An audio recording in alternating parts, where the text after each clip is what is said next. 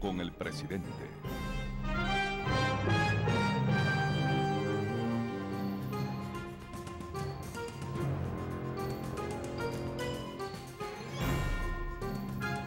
Son las 9 de la noche y 7 minutos. Muy buenas noches, amigos televidentes de todo el país. Es un gusto para TC, mi canal, ser el anfitrión de este diálogo con el presidente Rafael Correa, a quien le damos la bienvenida y le agradecemos por su tiempo y disponibilidad para esta entrevista. Buenas noches. No, gracias, Marta. Muy contento de estar en este canal. Un saludo a Rubén Darío Buitrón, un saludo a Miguel Rebainer y sobre todo un saludo a todo el pueblo ecuatoriano. Asimismo, recibimos con mucho agrado a los periodistas que ya nombró el presidente, que conforman este panel. Rubén Darío Buitrón, escritor y periodista, ha sido editor general de varios medios de comunicación impresos y lleva escritos 7 libros. También está con nosotros Miguel Rivadeneira, director de Noticias de Ecuador Radio, donde actualmente dirige el programa de opinión Controversia. Ha sido reportero de política, editor político y editor de diario El Comercio de Quito. Les agradecemos a ambos por su participación en este programa, que está siendo retransmitido por cerca de 60 medios entre canales de televisión, emisoras de radio y portales web. Ustedes, nuestros televidentes, radioescuchas y cibernautas, también pueden participar esta noche con sus comentarios y ya lo han estado haciendo todo el día. Háganlo a través de Twitter con el hashtag Diálogo con el Presidente. En este espacio, nuestra prioridad será dar a la ciudadanía información de primera mano sobre temas coyunturales de gran trascendencia y otras materias de interés nacional.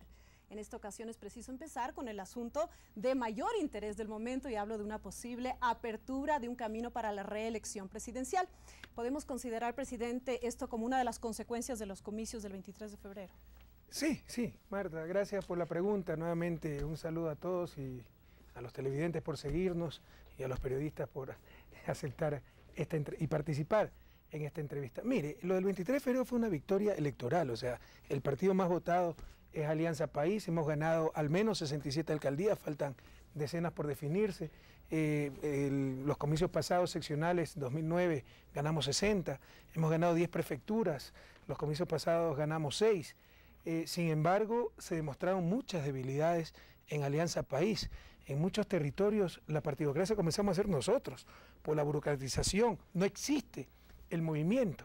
Entonces, la derecha ha resurgido, con todo respeto, ¿no? Todas las expresiones tienen libertad de desarrollarse en un país democrático, pero eso pone en riesgo los avances que hemos hecho, sobre todo la clase derecha, que ha resurgido, una derecha con conexiones internacionales, con estrategias de poder, en el marco de esta ofensiva imperialista contra los gobiernos progresistas de América Latina. Entonces, claramente hemos visto que el escenario político ha cambiado, que las cosas no están consolidadas. También se ha demostrado, contrario a lo que proponían ciertos sectores, que el estar en un cargo garantiza la reelección. Aquí ha habido de todo.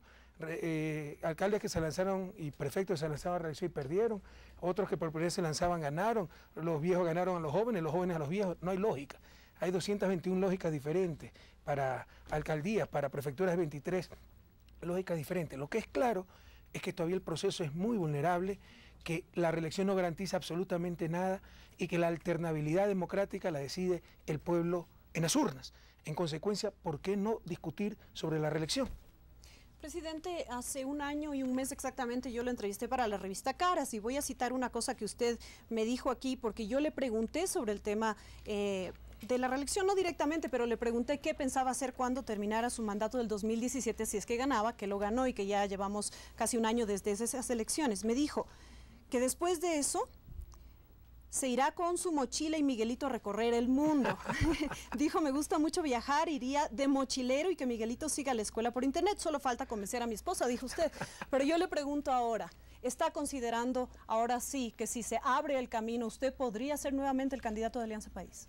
Como ha cambiado totalmente el escenario, no puedo excluir esa posibilidad, pero créame que yo no he tomado esa decisión, pese a que ya dan por hecho ciertos medios de comunicación, además que hablan de reelección indefinida. Nadie ha hablado de reelección indefinida. Hemos hablado, por ejemplo, el sistema brasileño, que puede una reelección inmediata, un periodo, y de ahí nuevamente lanzarse a la candidatura. Por ejemplo, Lula podría ser nuevamente, después del periodo de Dilma, el candidato a la presidencia de Brasil. Nadie ha hablado de eso, pero como ciertos sectores de la prensa caen en pánico frente a la posibilidad de una reelección del presidente Correa, y están hablando de reelección indefinida, y que yo he decidido mi reelección. Yo he dicho, hay que empezar a discutir seriamente la reelección y en función de aquello después yo tomaré la decisión libremente con mis derechos constitucionales, el derecho en general que me asiste. Pero todavía no tomamos ninguna decisión al respecto. Y mi deseo sería en el 2017, presidente, coger esa mochila e ir a pasear con Miguelito. Rubén. Presidente, Virgilio Hernández decía esta mañana, ganamos 10 prefecturas, 67 alcaldías, consejos, juntas parroquiales, somos la principal fuerza política en Ecuador. Eso contradeciría un poco la idea de que ha cambiado el escenario. ¿No estamos sobredimensionando a una derecha que ha sido vapuleada en las elecciones durante 10 veces en estos 7 últimos años? No le estamos sobredimensionando y más bien le estamos dando un espacio para que pueda moverse, un espacio que no tenía antes. Claro que ha cambiado el escenario, Rubén Darío. Lo peor que puede suceder en la vida, y más aún en la política, es no ver la realidad. Claro que ha cambiado el escenario. No solo por una derecha que estaba acostumbrada a ser derrotada totalmente y ahora ha tenido ciertos éxitos locales aislados y un éxito muy importante en Quito, la capital, sino que tal vez no es un cambio de escenario, pero estas elecciones nos evidencian cierta realidad que no observábamos. Es la primera elección donde Alianza País participa sin una candidatura nacional de Rafael Correa, excepto la consulta popular, pero no fueron elecciones seccionales, fue una propuesta nacional, y era mía la propuesta y el pueblo ecuatoriano la apoyó.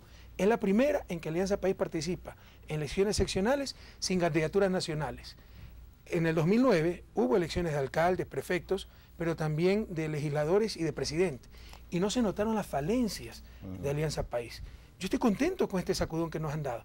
Si no fuera por la pérdida de Quito, que es muy dolorosa, estaría muy feliz con los resultados, porque eso nos saca de nuestra modorra, nos saca incluso de nuestra comodidad, de nuestra burocratización, en la cual jamás puede caer un revolucionario. Entonces esto ha demostrado las debilidades de Alianza País, y por eso creemos que el proceso todavía no está consolidado. Entonces, primero, el proceso eleccionario del 23 de febrero ha mostrado las vulnerabilidades de Alianza País. No existen ciertos territorios de Alianza País. En algunos territorios donde existe. Nosotros somos la partidocracia, porque son unas argollas sectarias que no han escogido candidatos, han escogido militantes. Entonces vemos que todavía no está consolidado el proceso, primer elemento. Segundo elemento, la derecha, queramos o no, ha sido derrotada nuevamente. La primera fuerza de lejos es Alianza País. La segunda es la Socialdemocracia Avanza. La tercera, Pachacute. Y en cuarto lugar viene la derecha. Por supuesto, cierta prensa sobredimensionó ese éxito, sobre todo por el caso de Quito, que ya está ofensivo al resto del país. Porque algunos, porque perdimos en Quito, perdimos las elecciones, el resto del país no existe. Es hasta un insulto a Milagro, Durán, Esmeraldas, tantos lugares donde ha ganado la Revolución Ciudadana. Pero ha resurgido la derecha, no nos engañemos, y no es cualquier derecha. Es una derecha con conexiones internacionales, con estrategia de poder, se enmarca dentro de esta ofensiva de países hegemónicos contra los gobiernos progresistas de la región. Y un tercer elemento, con todo respeto, yo no hablo contra personas, pero sí expongo conceptos y realidades, ¿no? También ha evidenciado pues que continúa una prensa manipuladora en función de sus intereses y que ya no ponen y sacan presidentes, pero hacen daño, engañan. Mira, manipulación de los resultados electorales, ¿no? Entrevistan a expresidentes como Osvaldo Hurtado. La derecha ha ganado a lo largo y ancho del país. Es una mentira grosera. Que sigue esa manipulación, sigue esa falta de escrúpulos, falta de ética, todo lo cual nos indica que el proceso no está consolidado. Y esto va más allá de nuestras personas, nuestros anhelos. Créanme que algunas veces uno está muy cansado, pero hemos de estar donde el proceso nos necesite. Esto en parte es un fracaso para mí. Después de 7 años, yo esperaba tener una Alianza País mucho más consolidada. Tal vez nos hemos dedicado demasiado a la gestión y muy poco a la política. Pero el 23 de febrero se evidenciaron graves vulnerabilidades en el proceso y no podemos arriesgar un proceso que ya es leyenda. Debemos estar donde seamos más útiles. Presidente, sin embargo, Quito no es de derecha. Quito milenariamente ha sido un pueblo de resistencia, un pueblo de rebeldía, un pueblo que no se ha dejado atropellar por nadie, sino que en los últimos años pregunten los señores Bucaram, Maguad, Lucio Gutiérrez, o mucho antes, desde Eugenio Espejo, mucho antes, desde Rumiñahui. Quito es una ciudad rebelde por antonomasia, no es una ciudad que se va a dejar gobernar de cualquier persona y que le va a exigir a esa persona que cumpla lo que ofreció. Es decir, Quito es una ciudad que tiene una mayoría de izquierda y que por tanto va a reaccionar adecuadamente. Y en ese sentido, la derecha es ínfima en Quito, la derecha que está actuando es ínfima, es pequeña, y no creo que tenga una relevancia tal que nosotros, me parece, tanto los políticos como los medios, le podemos estar dando. Rubén, yo respeto mucho su criterio, pero lo que es indudable es que Quito votó por la derecha para alcalde. Es cierto, el prefecto Baroja saca 59%, el alcalde Barrera saca 37, 38%, Roda saca 58% y arrasamos, tenemos mayoría en el Consejo Metropolitano. Podríamos decir que se votó contra el alcalde por una campaña de desprestigio impresionante, muy similar a la que le hicieron a Rodrigo Borja, Prohibido Olvidar, aprendamos de la historia, los mismos socialcristianos en el año 1984. Pero no podemos engañar, no podemos andar con eufemismo. Con todo respeto al pueblo de Quito, votó por la derecha, tal vez una derecha que todavía no se consolida. Tal vez por un candidato que es nuevo, joven, hoy día lo he conocido, no lo conocía, agradable, pero no estamos contra la persona, estamos contra la ideología y, eso sí, contra ciertos grupos que están detrás de esa candidatura, ¿no?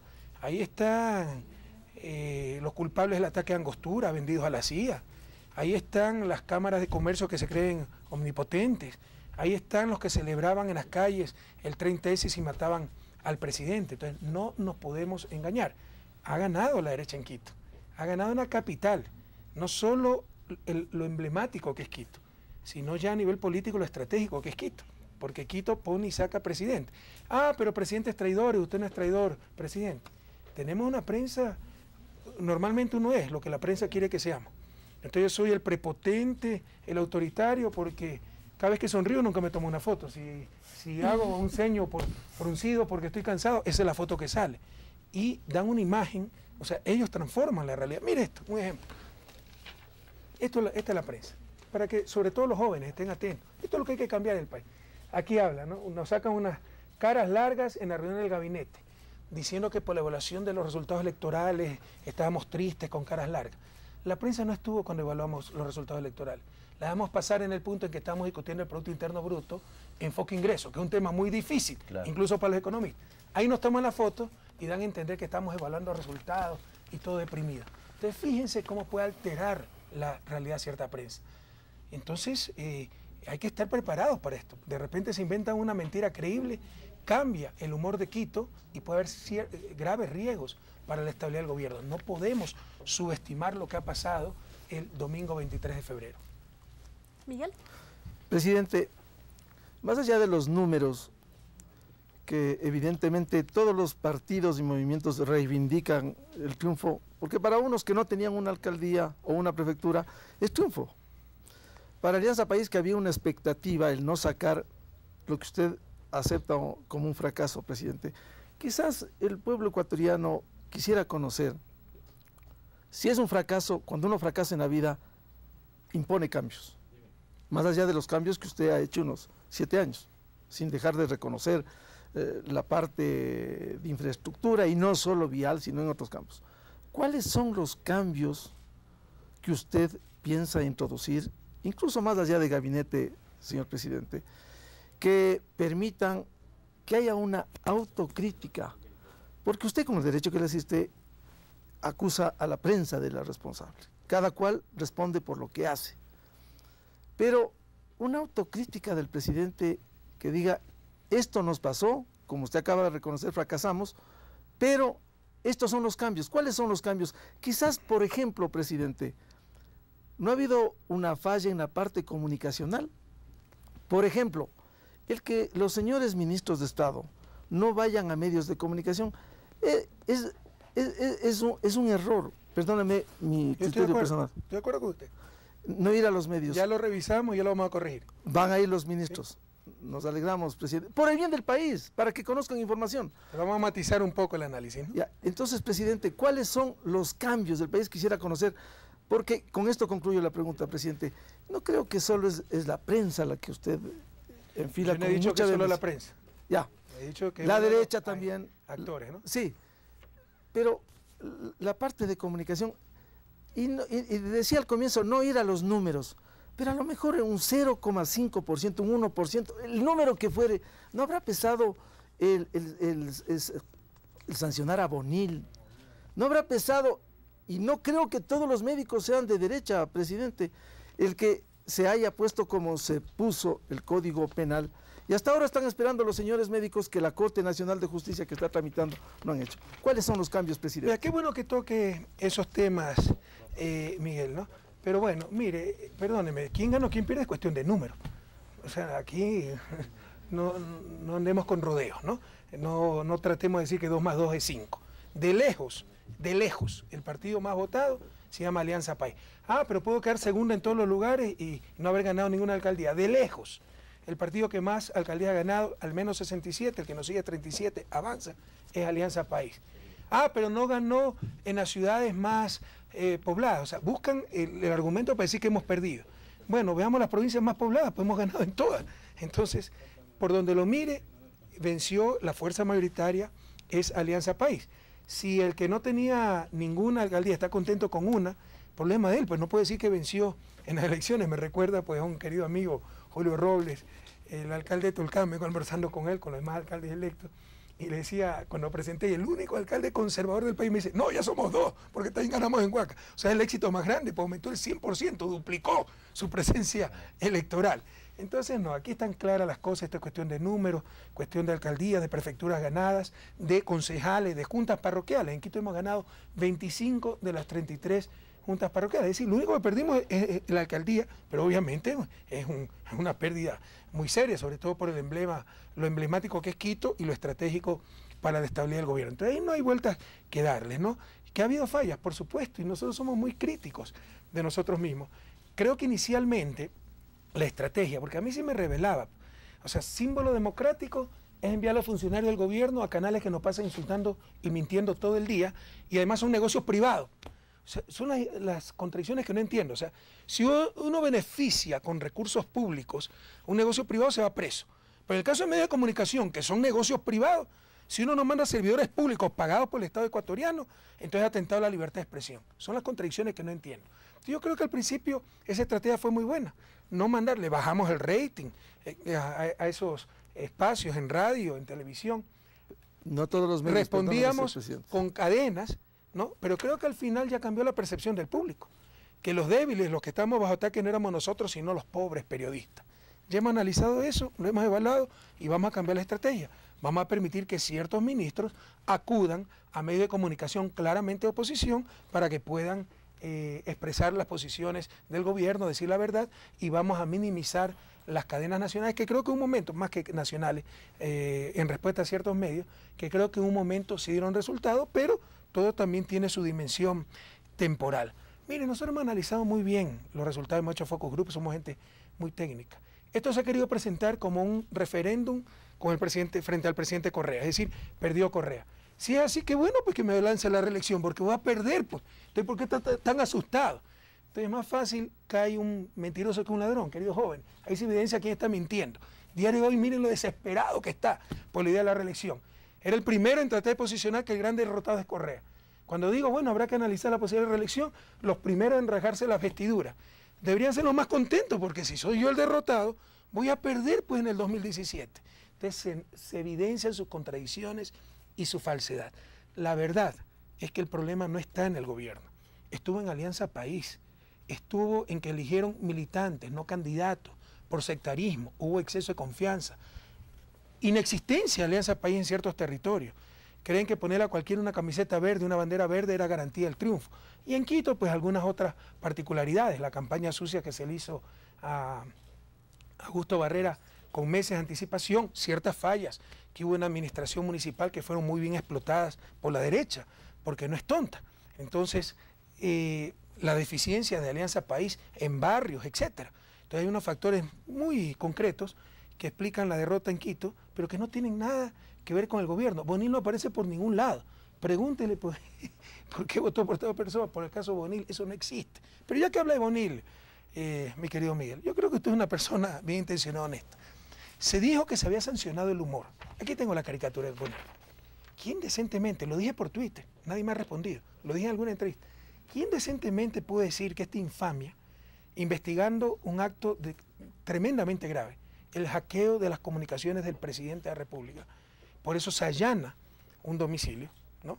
o un domicilio de una oficina, ¿quién puede decir que una caricatura que diga Policía y Fiscalía allanan domicilio de Fernando Villavicencio y se llevan documentación de denuncias de corrupción? ¿Quién puede decir que esto es chiste? Que esto es humor. Pero por favor tengamos algo de recato, algo de ética. Esto es infamia, y no solo eso. Una total antiética toma de posición, porque están acogiendo la versión del acusado. Entonces, a él allanaron porque tenía caso de corrupción. Bueno, que los denuncie, pues. ¿Se acuerdan que dijeron que lo iba a denunciar, que tenía respaldo en el exterior? Todavía estamos esperando que lo denuncie. Se está investigando un gravísimo caso de intervención en las comunicaciones del presidente de la República. Nos caiga bien o nos caiga mal, el presidente es gravísimo. Y este señor lo que hace es repetir la falsedad del acusado. ¿Quién me puede decir decentemente que esto es humor? Yo he vivido en varias regiones del mundo, Miguel, en Europa, Estados Unidos. Le puedo asegurar que una de las grandes diferencias de los países desarrollados con nuestros países es el amor por la verdad. Esto sería inadmisible en un país desarrollado. Aquí, en nombre del humor, como es una mentira con dibujitos, hay que aceptarlo. Estos son los grandes desafíos del país. El amor por la verdad. No se puede aceptar la mentira, tenga dibujitos, no tenga dibujitos. Y fíjense, jóvenes, cómo se ha mentido. Dijeron que se había allanado ese domicilio, esa oficina, para robarnos evidencias de corrupción. Y salieron los acusados diciendo, pero gracias a Dios tenemos respaldo. Presenten pues los casos de corrupción. No lo han presentado, todo es mentira. ¿Dónde hubo un allanamiento muy arbitrario? A nuestro candidato en La Guagra. Le allanaron su casa donde tenía una imprenta porque la lista 3 lo acusó de que estaba imprimiendo papeletas. Todo era mentira. ¿Ustedes han leído algo en la prensa? Solo porque era un candidato de Alianza País. Ahí no sale nada. Pero cuando se trata de gente que hace oposición al gobierno, entonces ahí sí es verdad que nos fuimos a robar las pruebas de corrupción. Ya basta. Esto le hace daño al país. Qué bueno que tocó lo del tema de Boni, porque nadie me ha podido decir decentemente que esto es humor. Esto es mentira, esto es infamia. Y el país debe rechazar la mentira con todos los medios, y gracias a Dios tenemos el instrumento, la ley de comunicación. Pero así se nos engañó, pueblo ecuatoriano. Lo de los médicos. Miguel, por favor, usted es un periodista serio. Nada más injusto que lo de los médicos. Nos sacamos, perdóneme, el aire, haciendo un código integral penal muy completo, de más de 1000 artículos, porque tiene, es el libro de procedimiento penal, el libro de penas, el libro de rehabilitación social, para reemplazar un código penal que tiene más de 75 años, que ni siquiera había acogido la sugerencia de la Convención de Viena, el Tratado de Roma. Por eso se incorporan como 60 nuevos delitos, que fue lo que dijo la prensa, Código Penal punitivo, se ponen como 70 nuevos delitos. Y no dijeron nunca que 60 de esos delitos vienen de tratados internacionales que ha firmado el país. Contra todo eso tenemos que luchar todos los días con esas tergiversaciones, manipulaciones, etc. Bueno, se estipula la mala práctica profesional.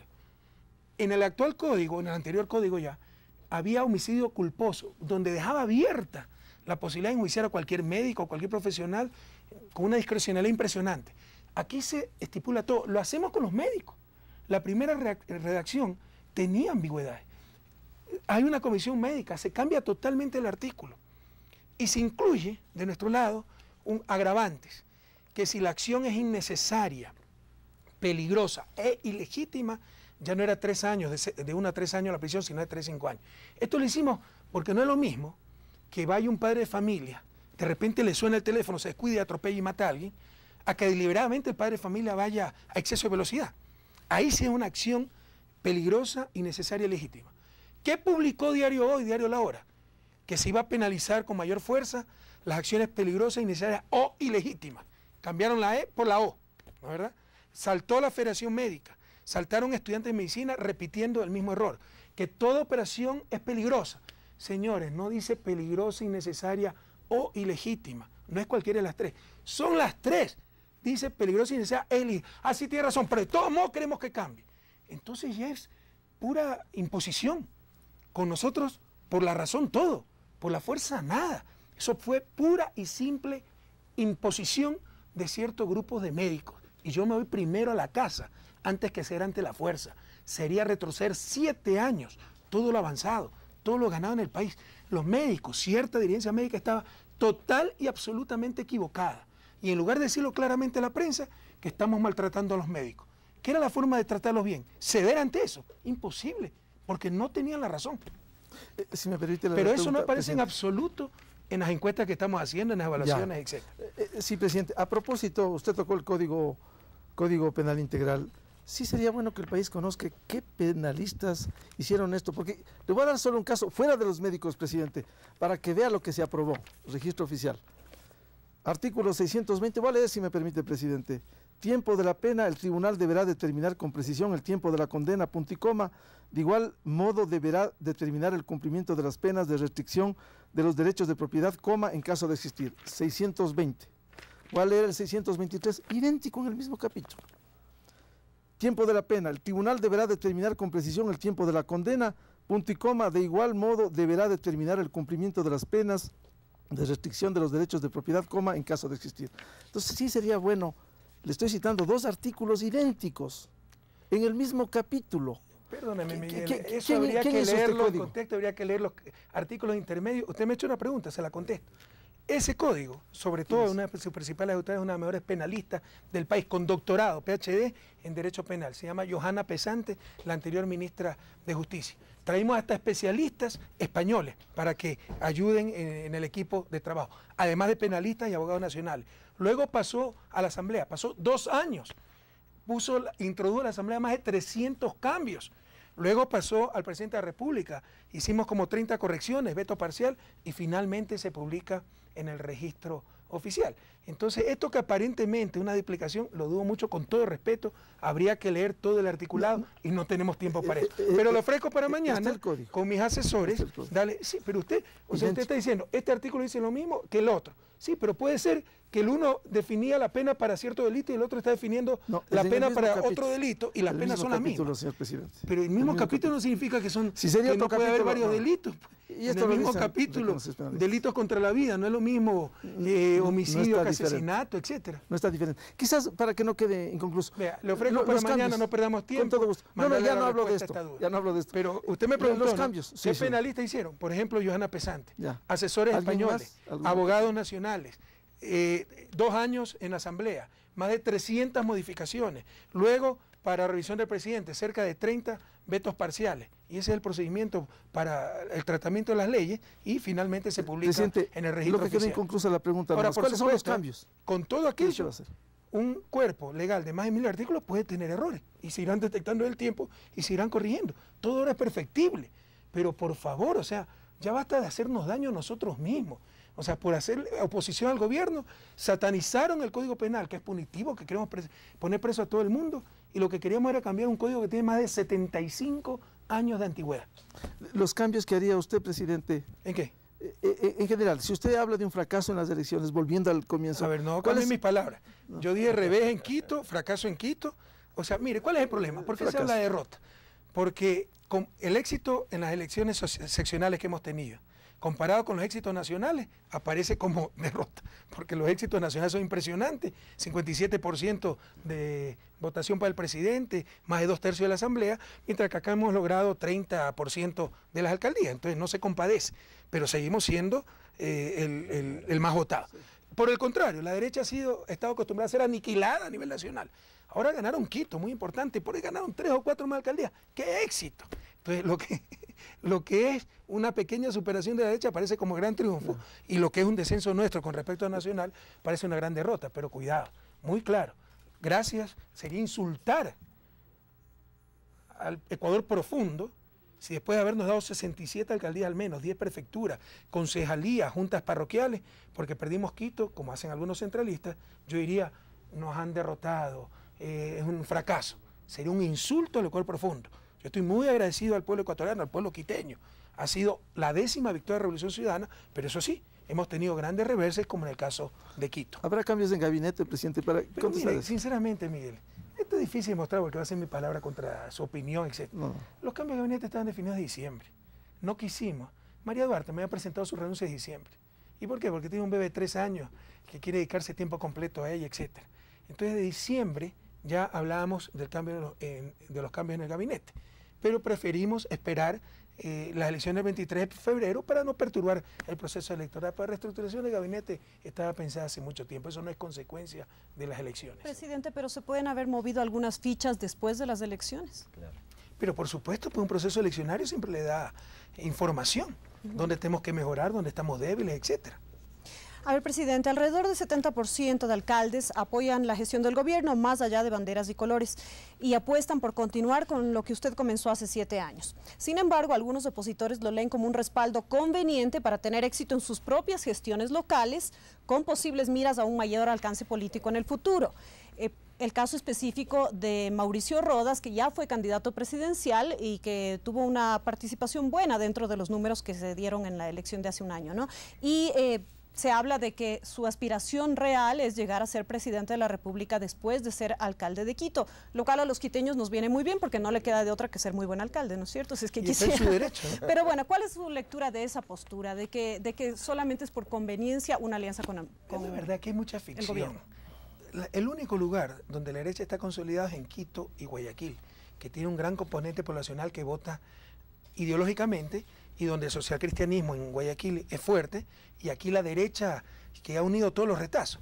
Pero con todo respeto a Suma, ¿no? El movimiento político del alcalde electo, usted habla del éxito electoral en las elecciones pasadas, sacaron 5%, ¿verdad? Bueno, pero de ser un ¿qué Suma? ¿Qué la propia eso? Avanza? Con todo respeto para mi buen amigo y ministro Ramiro González. Colchas de retazo, básicamente captaron los candidatos que no tuvieron cabida en Alianza País. Si no, pregunte. En Santo Domingo, la alianza Suma Avanza nos gana, ¿sabe con quién? Con nuestro ex gobernador, Víctor Manuel Quirola, que es un querido amigo, además totalmente partidario de la Revolución Ciudadana, y así le puedo ir nombrando. Suma, Agustín Casanova se define como hombre de izquierda, no tuvo espacio en Alianza País, y le puedo, en Ambato, Amoroso, nos gana Avanza con 1%, ¿ya? Pero con el doctor Amoroso, es rector de la Universidad Técnica de Ambato, nos llevamos muy bien, hemos trabajado juntos, etcétera.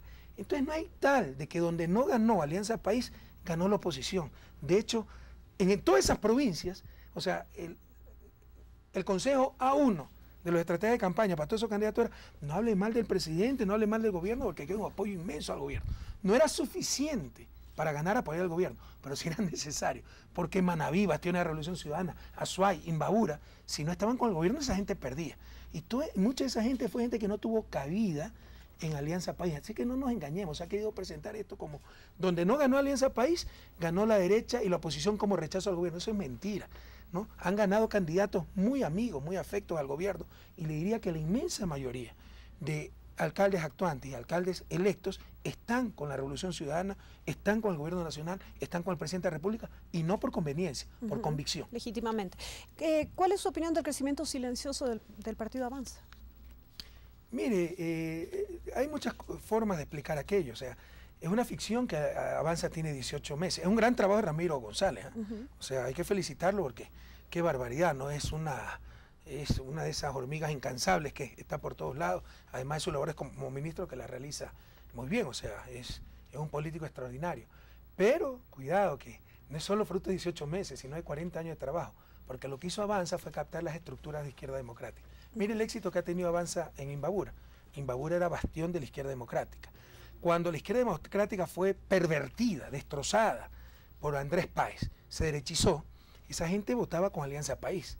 Cuando desaparece izquierda democrática y este señor se va de legislador por Creo, la derecha bancaria, imagínense, la derecha banquera, ¿no? Esa socialdemocracia vigente se expresaba a través de Alianza País. Ahora que tiene su propia expresión, Avanza, ¿no? Perdónenme la redundancia, se expresa a través de Avanza, y de ahí los resultados. Entonces es muy explicable el crecimiento que ha tenido Avanza, porque no son 18 meses de trabajo, son 40 años de estructura social demócratas que no tenían una forma de expresión y ahora sí la tienen. Y en buena hora, porque hace bien la socialdemocracia para el país. ¿Cómo es que hay simpatizantes de Rafael Correa, de País, de la Revolución Ciudadana, que no tuvieron cabida en País, como usted bien dice, y sin embargo sí tiene cabida Avanza, que es un partido que tiene una idea socialdemócrata muy clara, que tiene un proyecto muy claro, han dicho que tiene personería jurídica, que tienen proyecto de llegar a la presidencia de la República? ¿Cómo se entiende estar aliados de alguien que en el 2017 podría ser su rival y dejar sin espacio a personas que han sido más coherentes con ustedes, el propio avanza. Pero ¿quién lo deja sin espacio? Eso es lo que le pregunto. A ver, nosotros somos un movimiento democrático, pero somos de izquierda. Y obviamente lo más cercano al socialismo es la socialdemocracia. ¿Cuál es la diferencia? La socialdemocracia busca humanizar, reformar al sistema vigente. Nosotros buscamos cambiar al sistema para hacerlo precisamente no solo más humano, sino del ser humano. O sea, no son unos aliados propios de la revolución. Sí, son muy cercanos. Siendo socialdemócratas. Y era lo lógico. Sí, lo antinatural era la izquierda democrática, manejada por Andrés Páez, totalmente derechizada y aliada incondicional de la más extrema derecha. Eso era lo ilógico, lo antinatural. Lo lógico es una verdadera socialdemocracia muy cerca del socialismo, más aún de un socialismo moderno como el nuestro. Somos un movimiento democrático.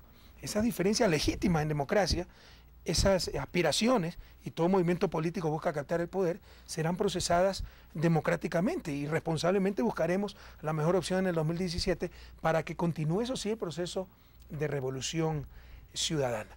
Pero usted tiene razón en algo. Yo le he dicho, le hemos dicho claramente, lo mismo el primer día, ¿no? Esto parte de las derrotas que tuvimos en ciertos sectores y de la diferencia entre los éxitos nacionales y éxitos seccionales está por el sectarismo en Alianza País. Ha habido mucha arrogancia. Se creían dueños, me incluyo si quieren, nos creíamos dueños de este proceso. La franquicia o sea, el fin mismo de este proceso, cuando el fin es la revolución, el fin es la patria nueva. La Alianza País es un medio, un instrumento. Entonces, por esa arrogancia, de esa arrogancia viene el exceso de confianza, ¿no? Podíamos nombrar a cualquiera que vistiendo una camiseta verde y la foto del presidente iba a ganar. El pueblo nos demostró que no es así. Y además viene el sectarismo. Nadie aquí, solo nosotros vemos la franquicia ganadora. Entonces, en vez de poner candidatos, poníamos militantes. En Loja no ganamos un solo cantón.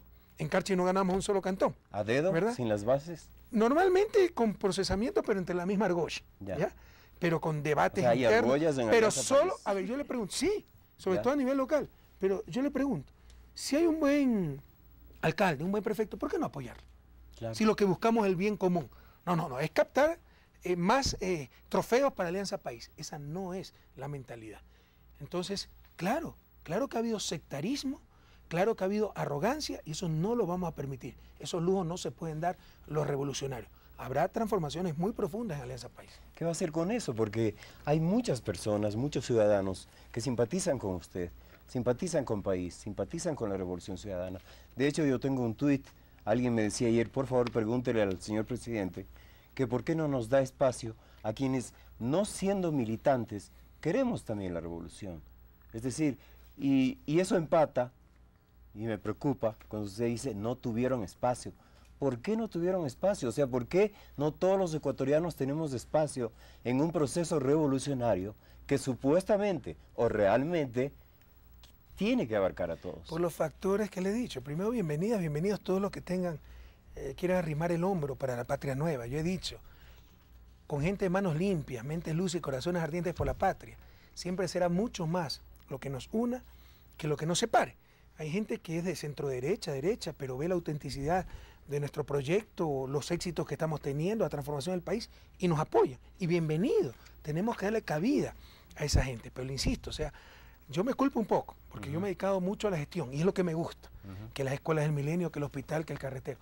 No me gusta, sinceramente, eso de estar organizando las directivas, ver las ambiciones, las peleas por espacios del poder, que no me gusta, y no me involucro en eso. Y tal vez es un error, o de seguro fue un error, e incluso tal vez una falta de responsabilidad. Nos dedicamos mucho a la gestión, poco a la parte política y poco a la organización de movimiento. Yo soy el presidente nacional de Alianza País, pero un secretario ejecutivo que lo ha hecho muy bien, Galo Mora. Recuerde que este proceso fue una expresión espontánea de ciudadanía, a diferencia del proceso boliviano, argentino, venezolano, brasileño. El PT, ¿cuántos años de lucha tiene? El Quinta República de Chávez, los movimientos sociales de Evo Morales, el justicialismo de Cristina Fernández. Aquí no había nada. Captamos el poder y de ahí hemos tratado de construir un movimiento. Creíamos que lo hemos consolidado mucho.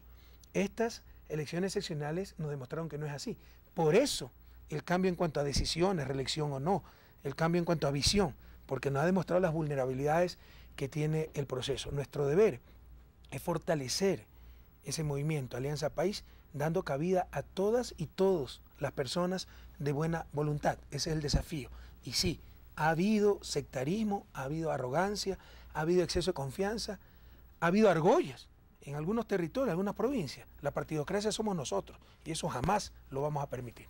Con el permiso de Miguel, una última pregunta a este respecto. 10 años después del 2017, ustedes ya tienen 10 años en el poder. Cuando piensan en la reelección, ¿eso quiere decir que fracasó el proyecto en cuanto a crear nuevos líderes, nuevos representantes, nuevos guías? Error. Hemos tenido mucho éxito en crear nuevos líderes. Mire toda esa Pero generación. ¿dónde están? Entonces, ¿dónde no están? Viviana confiamos en el Bonilla, 2017? Gabriela Rivadeneira, Lira Villalba, por la cabeza, solo para decirle mujeres jóvenes, 30 años, 35 años, y no quiero decir más edades. No, ese no es el problema. Líderes tenemos, lo que no tenemos es estructura. Ya. Lo que estamos cuestionando es Alianza País como movimiento político. No se ha consolidado y tener liderazgo no es suficiente. Usted dirá, pero usted ganó presidente sin esa estructura. Fue una coyuntura muy especial, que la gente estaba harta de la partidocracia, entonces, bueno, algo de capacidad de dirigencial tenemos, pero son circunstancias muy particulares. Pero es muy difícil mantener el gobierno, ganar la presidencia sin una estructura política. Y eso es lo que nos falta. Líderes tenemos, pero por capaces que sean nuestros líderes, si en el territorio creen que Alianza País es la partidocracia y rechazan la partidocracia, va a ser difícil que gane. Entonces tenemos que remozar totalmente. Mire, es medio paradójico, ¿no? En 7 años no hemos logrado consolidar Alianza País, pero mucho de lo que sí existe, hay que cambiarlo, porque se han anquilosado, Claro. hay burocratización. Estoy recogiendo, hay muchas listas donde se puso al pariente, a la esposa, Sí. etcétera. Y eso no lo hemos conocido. Vamos a hacer una revisión total de eso y vamos a actuar con mucha firmeza, porque nosotros no estamos aquí para mantenernos en el poder por el poder, para ganar espacios, para Alianza País como fin, cuánto capta en alcaldía, etcétera.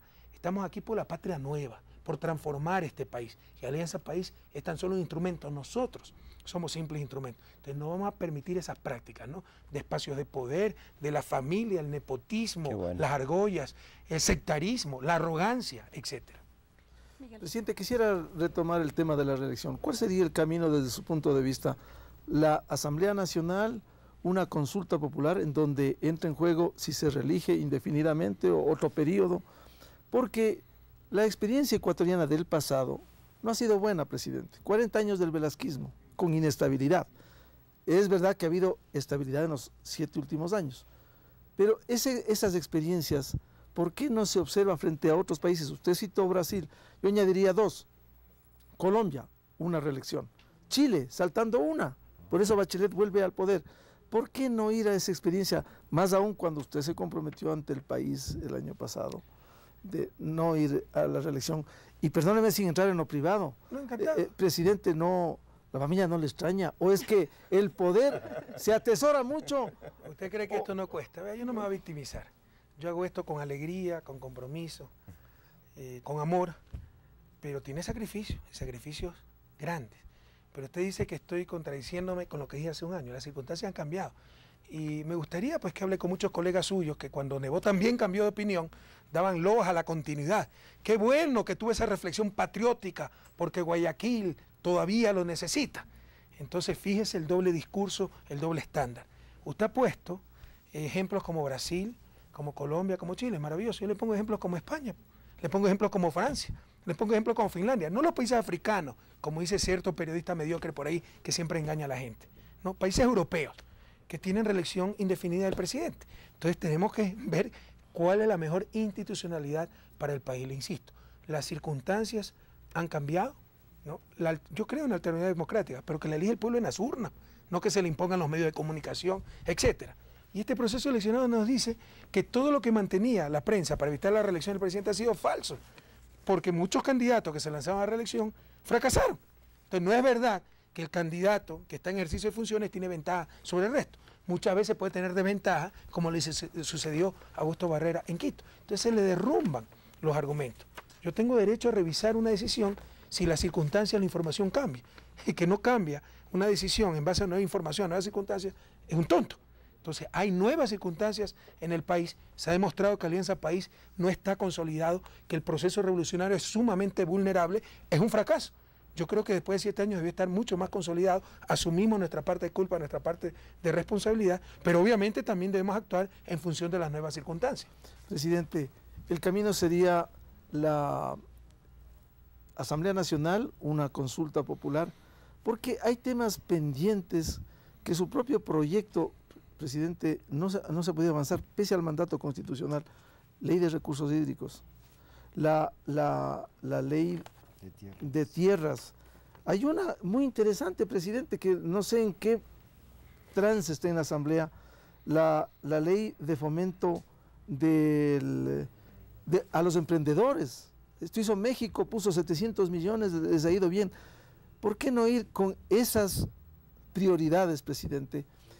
Y quisiera citar incluso, la Asamblea tiene cuentas pendientes, por lo menos corregir lo que en algún momento usted dijo, que había barbaridades en la Constitución, y es verdad. Yo digo, han pasado 5 años, casi 5 meses más, y no se ha cambiado. En el artículo 372 se puso los fondos provisionales, y son previsionales. Ya pero un concepto ese error. No, en el 66 legalizaron el trabajo forzoso en el Ecuador, presidente. El numeral 17, si me permite, el derecho a la libertad de trabajo. Perdóneme. 66, numeral 17. El derecho a la libertad de trabajo, nadie será obligado a realizar un trabajo gratuito o forzoso, salvo los casos que determine la ley. Si la Constitución le está diciendo que en la ley se ponga trabajo forzoso. No se refiere a trabajo gratuito, pues tampoco mile tan no. ¿no? En derecho mire, lo del 372, si es correcto, ya hemos detectado esa falla. Vea, usted ha hablado de leyes. Bueno, digamos, demos toda la información. Recursos hídricos. Está del 2009. ¿Se acuerda que nos hicieron paros? Hubo hasta la muerte de Bosco Bizuma para parar esa ley. 30 de septiembre de 2009 muere Bosco Bizuma por perdigones en el puente sobre el río Upano, allá en Macas, oponiéndose a esta ley. Y ahora lo mismo que la bloquearon la ley, cerraron las vestiduras, ¿por qué no sale la ley? Entonces recordemos toda la historia. La ley de tierra es algo similar, la bloqueó la oposición. Recuerde que yo tenía la mayor minoría, pero no teníamos mayoría por nosotros solos en la asamblea. Y nos bloqueaban oportunidad tras oportunidad la aprobación de ley, hasta que ganamos la mayoría absoluta en el 2013, y de ahí han salido muchas leyes importantes. Pero hay muchas leyes nuevas que hay que procesar y muchas leyes acumuladas, como la ley de recursos hídricos, ley del agua, la ley de tierra, pero prohibido olvidar pues quiénes bloquearon esas leyes y cómo bloquearon esas leyes. ¿Cómo enmendar, si es que decidimos enmendar la Constitución en la parte de reelección, y qué clase de reelección? Eso se está analizando. Normalmente es enmienda. Enmienda va a estar la decisión de 2/3 de la Asamblea. Si fuera reforma a la estructura del Estado, ahí es que se requiere referéndum, ¿no? Consultar al pueblo ecuatoriano. Pero usted tiene razón, en una Constitución de 444 artículos se deslizan errores. El 372 lo teníamos definido. Y hay cosas que también se pueden reformar. Por ejemplo, la justicia está en la Constitución que se organiza a nivel provincial. ¿Por qué? Hay provincias de 3 millones de habitantes, Guaya, hay provincias de 200.000 habitantes. Entonces no tiene mucha lógica. Mejor es que se organice por zonas de planificación. Y lo óptimo es que eso no esté en la Constitución.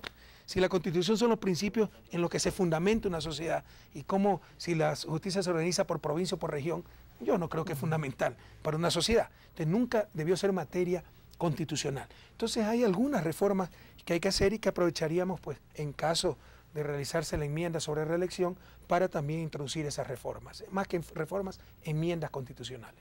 Presidente, hace un año, vuelvo a citar la entrevista que le hice, aunque no está publicada esa parte, recuerdo claramente que yo le pregunté cuál sería el escenario ideal para buscar un sucesor. Usted dijo que en estos años que se venían de su mandato, se esperaba que se perfile una persona que podría ser un sucesor para que no tuviera que ser usted. Le voy a decir sin ningún estudio científico ni de ningún tipo los nombres que más suenan como posibles sucesores, para que usted me diga si es que...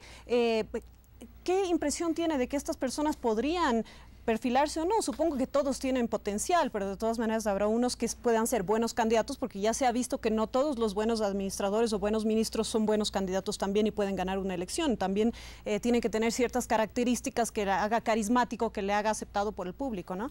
Pero Lenín Moreno, Jorge Glass, Natalie Celi, Ricardo Patiño, Viviana Bonilla, Gabriela Rivadeneira, Gustavo Yalc, Guillaume Long, Vinicio Alvarado, José Serrano, son todos sus colaboradores cercanos y son fichas que posiblemente se van a mover dentro del gabinete de sus colaboradores. Pero ¿está usted ya viendo, aunque no nos lo diga, un posible sucesor? Si lo tuviera no se lo dijera tampoco, Marta. Ya sabía. No va a ser tan bien. Pero en todo caso, usted lo ha dicho, nos sobran gente muy capaz, muy patriota, muy honesta, muy comprometida para que tome la posta, ¿no? Lenín Moreno, usted ha dicho Ricardo Patiño, hasta Guillaume Long. Tal vez ahí habría que exceptuar a Viviana Bonilla y Gabriela Rivadeneira, ¿sabe por qué? Porque no tendrían la edad necesaria. Tienen 30 años y para ser presidente o vicepresidente se necesita 35 años. Pero en algún momento ellos van a tener puestos estelares, ya lo tiene Gabriela, ¿no? Pero a nivel ejecutivo, porque yo les llamo la generación de la victoria, ¿no? Se abrieron paso gracias a la Revolución Ciudadana, pero ellos mismos son una fuerza, ellas mismas son una fuerza impresionante. Entonces, Alianza País, gracias a Dios, tiene muchos cuadros, por supuesto, por supuesto. No solo hay que presentar a alguien que pueda ser un buen presidente, un buen vicepresidente, sino ser un buen candidato para primero ganar. Pero tenemos muchos cuadros con esas características, buenos candidatos y que van a ser excelentes ejecutores. El problema, le insisto, es el movimiento. Estas elecciones seccionales nos han dicho que en muchas partes, perdónenme si soy duro, pero ese es mi estilo, con todo respeto, Alianza País es una ficción. Y donde existe, hay provincias donde funciona maravillosamente, Guayas. Hemos pasado de 4 a 14 alcaldías. El éxito, o sea, la prensa trató de presentar la derrota de Viviana como un fracaso. Es un éxito total. Una chica que puede ser la nieta de Nebot le saca el 40% prácticamente de la votación. Nebot pierde pasando el río en Durán, que eso ha estado 11 años en manos social cristiana. Barrió ahí la candidata de Alianza País. Por supuesto, eso no le informa cierta prensa. Entonces, Alianza País en algunos lados es ficción, no existe. Por ejemplo, en Quito, en los barrios de Quito, no existe, ¿no? 1066 comités de la Revolución Ciudadana. Llamamos durante la campaña, a los comités fueron 400 personas. Así sean comités de una persona, eran 400, no eran 1066, ¿no? En otros lugares existe, y somos la partidocracia, porque hay uno de argolla, sectarismo, etc. En otros lugares existe y funciona bastante bien, Azuay, Guayas, etc. Entonces, se requiere, los cuadros los tenemos, se requiere consolidar la organización política. Mire, Miguel, con todo respeto, ya mis asesores pues averiguaron lo del COIP, lo del Código Penal, son dos artículos en contexto diferente. Artículo 620 son las penas para audiencias orales. Artículo 623 cuando el proceso es por escrito. Son las mismas penas, pero para diferentes procesos, que es lo que les manifestaba. Si es en el mismo capítulo, presidente, podían haber puesto un solo artículo para los dos casos. Probablemente se pudo condensar un poco el idioma, pero no me diga que falla, no me diga que es un error. Presidente, voy a repreguntar con respecto a lo que usted acaba de decir. Con los cambios en el gabinete, ¿cuándo los anunciará? Porque nos dijo que después del feriado, pero después del feriado desde puede lunes ser. ya empezamos algunos cambios. Con los cambios que se van a hacer en el gabinete, ¿qué se busca profundizar? ¿En dónde se busca reforzar? ¿Y qué impacto quieren lograr? Renovarse o morir. Mire, yo creo que, le insisto, nos dedicamos mucho a la gestión y nos olvidamos un poco la parte política. Por ejemplo, pasó Vinicio Alvarado de Secretaría de Administración al Ministerio de Turismo. Está haciendo una labor espectacular, ¿no? Porque se estaba impulsando el turismo. Pero Secretaría de Administración es un jefe de gabinete. Hay que darle estrategia, la visión política. Lo reemplazó Cristian Castillo, un extraordinario profesional, especialista en organización, nos ha ayudado muchísimo para organizar los ministerios coordinadores, etcétera, ¿no? Pero Vinicio tenía otra formación, además mucha experiencia, porque ha sido nuestro jefe de campaña del 2006. Perdimos esa experiencia. Eso fue un factor fundamental para no alcanzar los éxitos que alcanzamos, por ejemplo, en el 2013. Fundamental. Entonces le puedo anticipar que Vinicio Alvarado regresará a la Secretaría de Administración y que vamos a reforzar mucho el frente político, incluyendo, ¿no?, la reestructuración de Alianza País. No nos adelanta nada más. Bueno, perdón, un segundo. Viviana Bonilla va a ir como secretaria nacional de gestión política en reemplazo de Betty Tole, una querida compañera que irá a ocupar otras funciones en el gabinete. Ya, presidente, ¿por qué perdió a Agustín ¿Quiere que le Barrera? siga diciendo? No, quiero que me Porque diga no le iba a por qué. seguir diciendo, No, no, porque no le iba a seguir Bueno, sí. diciendo. Sí, a ver. No, ya están definidos algunos otros campos. ¿Por qué perdió Augusto Barrera? Por la campaña de desprestigio impresionante contra su persona. Solo Ese- eso. Pero es que Es decir, no hay ninguna responsabilidad propia dentro de Alianza yo País le diría y como cinco candidato. factores. Ya. ¿Ya? Errores indudables en la administración municipal. Yo creo que dicen que en los detalles está el diablo. ¿Ok? Augusto tiene una visión de ciudad. Yo creo que pocas personas en el país son tan capacitados como él en cuanto a visión de ciudad. Pero tal vez se dedicó a las grandes obras, el aeropuerto, la ruta viva, la calidad, pero la calidad también es importante. Y había muchas quejas de burocratización en el municipio, de maltrato de ciertos funcionarios, etc. Entonces, primero, ciertos errores en la administración municipal que fueron muy bien explotados por la derecha, ¿no? Tontos no son, tuvieron asesores extranjeros. Por ejemplo, el problema de las multas, ¿no? 50% del salario mínimo unificado. Ah, es que eso se decidió en abril del 2008, en la anterior administración. Sí, pero cuando ellos adquieren la competencia de tránsito empiezan a aplicarlo. Y ni en París se cobraba una multa tan cara. Entonces hubo errores indudables en la administración, no necesariamente de Augusto, de su equipo, y que fueron muy bien explotados por la derecha. Errores gravísimos en campaña, gravísimos, ¿ya? Con todo respeto a nuestros compañeros, ¿no? Era director de campaña una persona que no tenía la experiencia, básicamente un dirigente barrial enfrentando a una derecha internacional con asesores extranjeros. Les pongo un ejemplo. Cuando nos dimos cuenta del crecimiento de la derecha y la caída de Augusto, bueno, nos reunimos, empezamos a involucrarnos en la campaña en Quito, y entre las cosas que descubrimos es que en Twitter, en redes, nos van 17-1. Es decir, cada Twitter a favor de Augusto, 17 a favor de Roda, por sus equipos, ¿no? ¿No? ¿Saben cuánto era el presupuesto para el trabajo en redes? $5.000. Entonces, ¿saben cuánto eran los brigadistas? 105, nos dieron 200. En verdad era 100. No, ¿ah? Por persona. No, $5.000 toda la campaña en redes. Eso es lo que habían asignado. ¿Cuánto? Y perdón, son detalles de la campaña, claro. pero es bueno compartirlo con el público. Ese es mi estilo, ¿no? No estoy siendo infidente. En Guayaquil tenemos 1.100 brigadistas. Me dijeron que tenían 200 en Quito. En realidad tenemos 140 brigadistas para Capital de la República. Entonces se cometieron errores gravísimos. No se analizó desde el principio el discurso del adversario. Muchas veces tal vez por arrogancia, no tienen razón, está equivocado. Usted lo primero que hace, me está diciendo menos impuestos, menos multas. Locos no son. ¿Por qué dirán esto? Y empezar a investigar, ¿verdad? Y no se investigó muy tarde. Y habían explotado el asunto de las multas muy cuantiosas, la multa muy cuantiosa por mal estacionamiento, y el resto era invento, pero invento inteligente. Siempre hay errores en el cobro de impuestos. La gente confunde lo que paga impuesto predial con lo que paga en tasa de alumbrado, etc. Y dice, me están cobrando demasiado, ¿ya? Entonces explotaron muy bien todas esas cosas. Errores en las patentes, el permiso para funcionar los comercios. Por primera vez, el propio tendero, el propio mecánico, llenaba un formulario y definía su actividad comercial. Entonces, si era tendero, paga $10, $20. Pero, si tenía una cabina telefónica, incluso esa fue la campaña sucia, mal asesorado, decían, no, usted es un call center, y ya pagaba $200. Me subieron las patentes.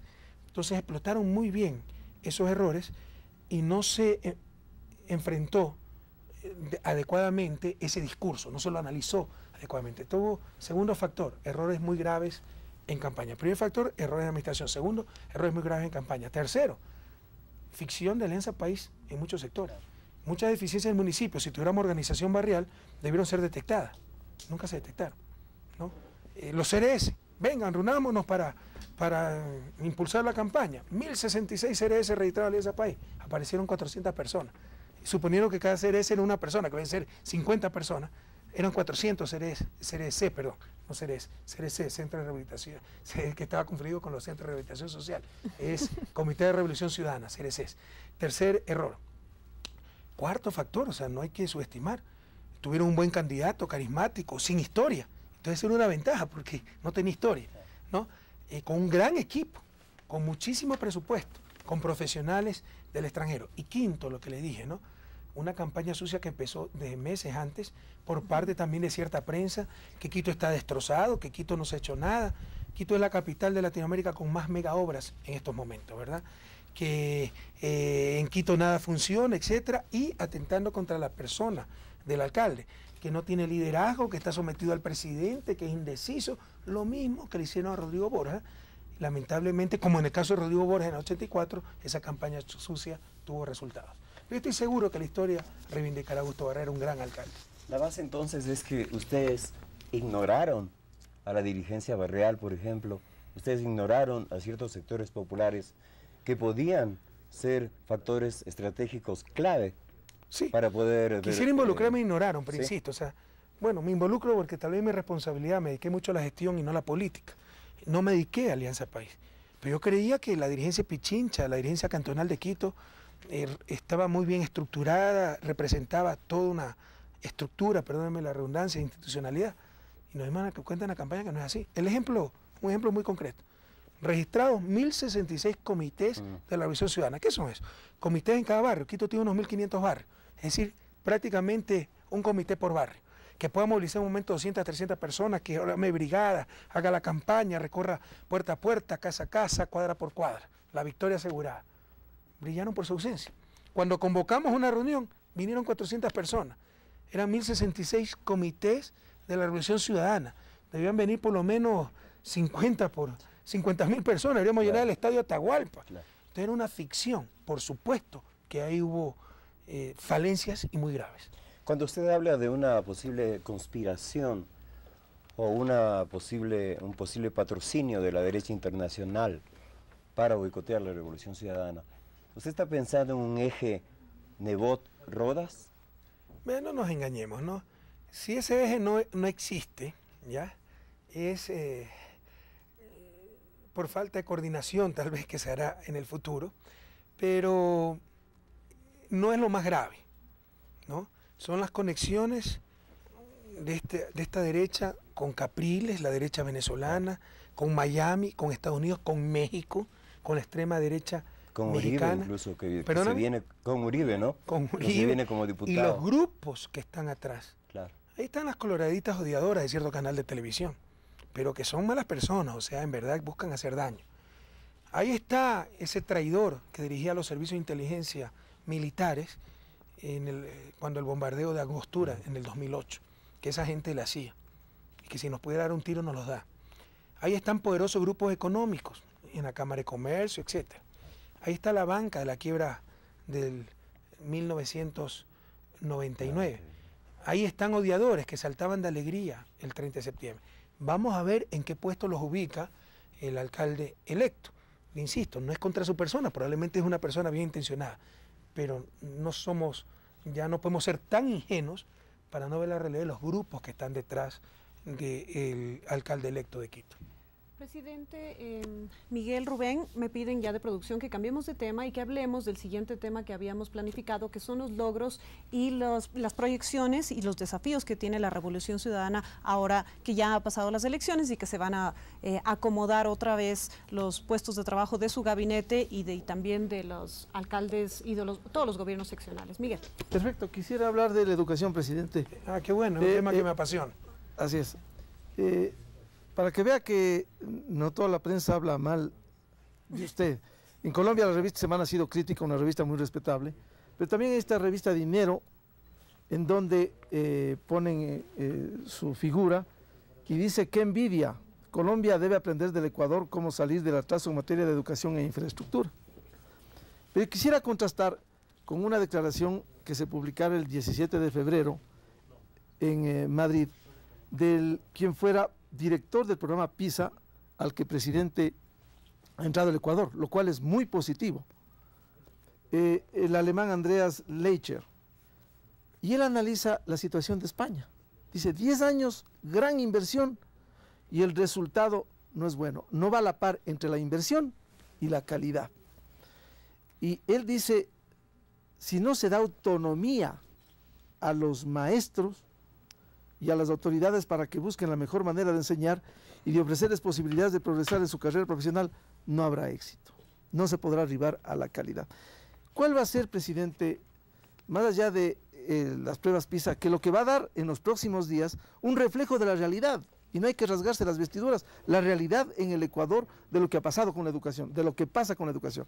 Pero ¿cuál sería la autonomía para los maestros, para que ellos puedan, sin maestros no va a haber una reforma? Y el propio, lo entrevistaba hace poco al director del INEVAL, a Harvey Sánchez, él decía que coincide en la necesidad de dotar de autonomía a maestros y autoridades. Presidente. Primero déjeme comentar un poco la introducción al tema que usted dio, ¿no? Revista Semana, que nos ha criticado tanto, Revista Dinero, reconocen los avances en educación. Con todo respeto, Miguel, es un poco la mentalidad del periodismo, ¿no?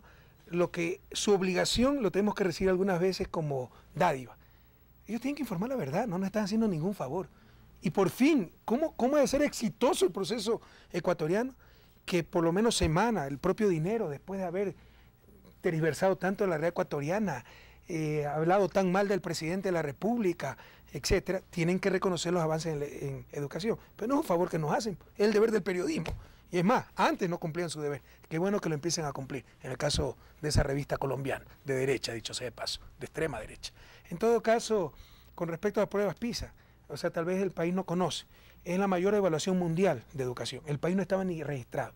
No hemos registrado, me parece que del 2015, averígame César, 2016, porque es cada 3 años 2015. La evaluación, 2015, ya vamos a ser evaluados. Puede ser que los resultados sean durísimos, pero jamás hay que temerle a la verdad. Y precisamente en base a esa evaluación podemos tomar correctivos, crear nuevas políticas, etc. Yo le puedo decir que el proceso educativo, la revolución educativa ecuatoriana, sirve de ejemplo en Argentina, en la propia España, en el resto de América Latina, ¿no? Porque los logros son impresionantes y estoy totalmente de acuerdo.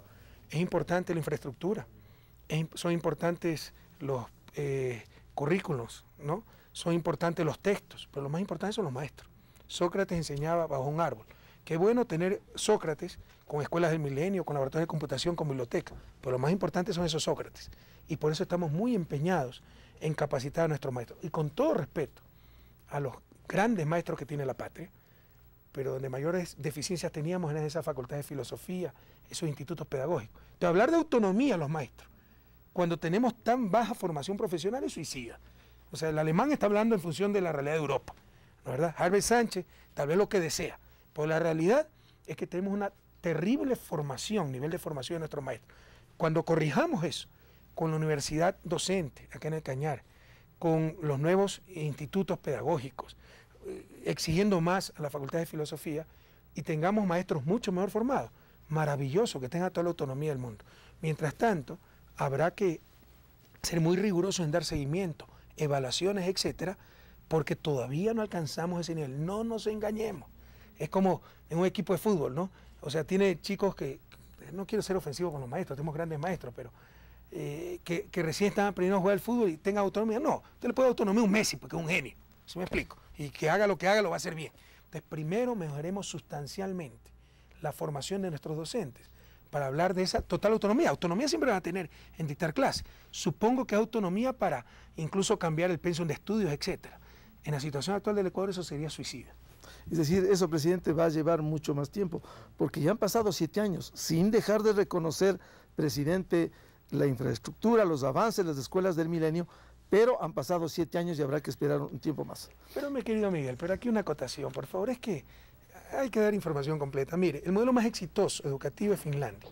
Pasó de ser el país con peor, al menos a nivel europeo. El ejemplo es Finlandia, ¿no? Pasó de ser el país con peor sistema educativo en Europa a ser el mejor, pero tomó 20 años. O sea, estas cosas no es que se solucionan de la noche a la mañana. O sea, usted dice 7 años. En 7 años, suponiendo que el primer día hubiéramos reformado todo, ese niño que entró a preparatoria está en 7º de básica, pues ahorita. No, le faltan 3 años de básica y 3 años de bachillerato. O sea, suponiendo que el primer día pudimos reformar todo, faltan 6 años más para ver los resultados. Entonces, sobre todo a nivel educativo, los cambios toman décadas. Nosotros tenemos que ir más rápido y hacerlo mejor.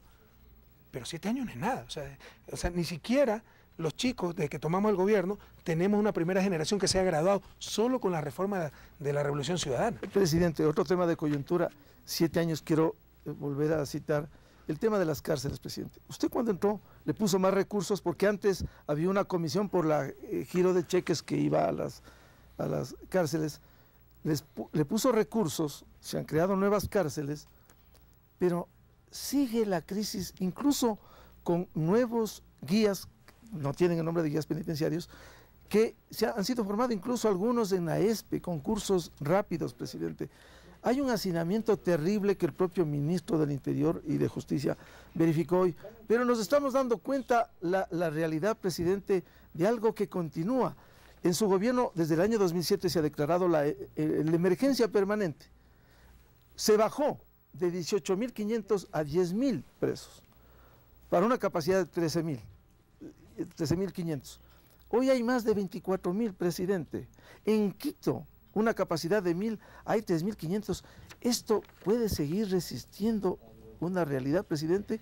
Miguel, primero, algunas precisiones. En el 2007 declaramos emergencia carcelaria, pero ni siquiera manejamos las cárceles, porque estaban en manos de la Fiscalía. Recién con la Constitución del 2008 tomamos a cargo las cárceles. Segundo, o sea, ¿qué es palo porque boga, palo porque no boga? Donde queríamos hacer cárceles, lucharemos hasta las últimas consecuencias. Los primeros en quejarse del hacinamiento eran los primeros también en oponerse a la construcción de cárceles. Finalmente logramos construir cárceles en Guayaquil, en Turi, en Cuenca, en Latacunga, y fue uno de los factores para que pierda candidato en Saquicilí, en Latacunga, porque me lo acaba de decir el alcalde electo de Avance, Latacunga, la gente está, como dicen, en shock por la cárcel. ¿Por qué? Incluso la cárcel está en los terrenos del Fuerte Patria. ¿Me explico? Pero así manipulan las cosas, por eso nadie construía cárceles, para no enfrentar ese costo político. Y por último, lo más importante, por todos estos motivos, ha sido durísimo resolver el hacinamiento carcelario. Eso que se haya reducido a 10.000 la población carcelaria era un crimen. Eso era por la corrupción e ineficiencia del sistema de justicia. No era normal, pero liberaban a todo el mundo. 4.000 caducidades de prisión preventiva, 95% de esas en Guaya, manejado por los socialcristianos, todo el sistema de justicia. Por eso tuve que recurrir al pueblo ecuatoriano para la consulta popular, y eso nos permitió reformar todo el sistema, y hoy sube de nuevo. Las personas privadas de la libertad suben de 10.000 a cerca, no sé si serán 24.000, creo que era un poco menos, pero en todo caso estamos todavía por debajo del promedio de América Latina por cada 100.000 habitantes. En buena hora, si el objetivo no es poner presas a las personas, es que no haya delitos, que no haya presos, pero no seamos ingenuos, hasta alcanzar si algún día se puede alcanzar esa situación idílica, ¿no? Hay que sancionar a los que cometen delitos y hay que proteger a la sociedad de los delincuentes peligrosos. Entonces, lo raro era tener 10.000.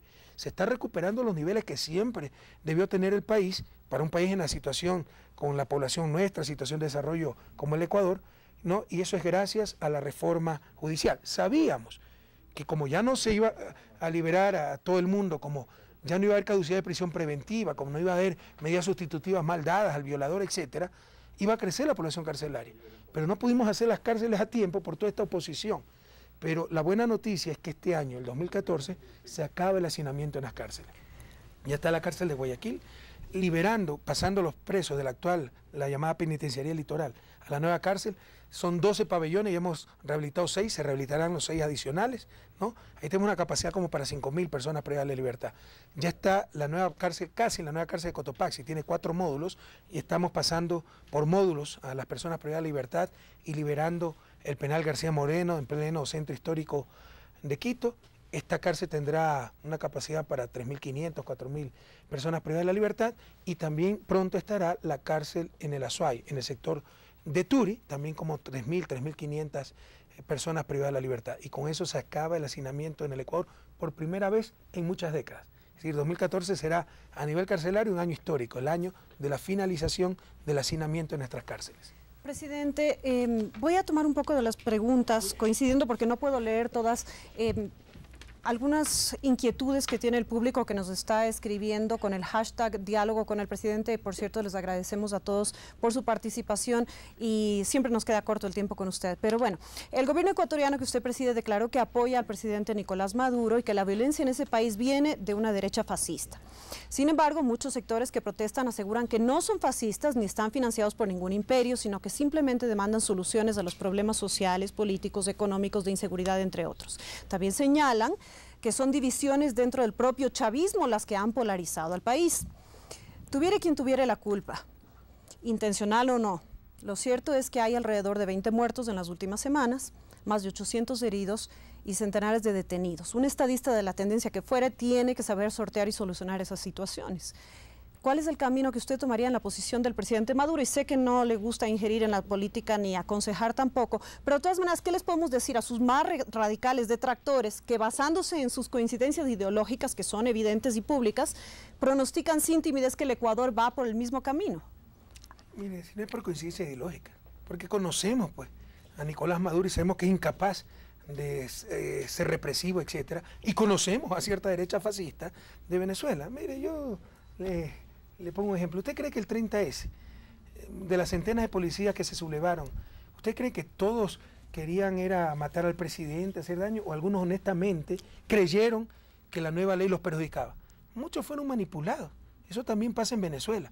Pero que ahí hay manipulación e injerencia externa. Por supuesto, para empezar, tienen casi un mes de protesta. ¿Usted cree que para eso no se necesita financiamiento? Están corriendo millones de dólares. Entonces no nos podemos engañar. Son distorsionadas las cosas. En el enlace pasado mostré cuántos twitters habían con fotos montadas.